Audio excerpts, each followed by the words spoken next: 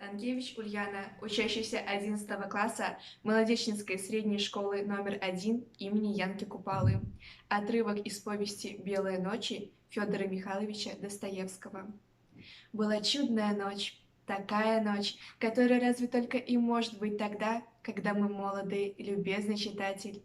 Небо было такое звездное, такое светлое небо, что, взглянув на него, невольно нужно было спросить себя, неужели же могут жить под таким небом разные сердитые и капризные люди? Это тоже молодой вопрос, любезный читатель, очень молодой, но пошли его вам Господь чаще на душу. Говоря о разных сердитых и капризных господах, я не мог и не припомнить и своего благонравного поведения во весь этот день. С самого утра меня стала мучить какая-то удивительная тоска. Мне вдруг показалось, что меня, одинокого, все покидают, и что все от меня отступаются. Оно, конечно, всякий вправе спросить, кто же эти все, потому что вот уже как 8 лет я живу в Петербурге и ни одного знакомства не умел завести. Но к чему мне знакомство? Мне без того знаком весь Петербург.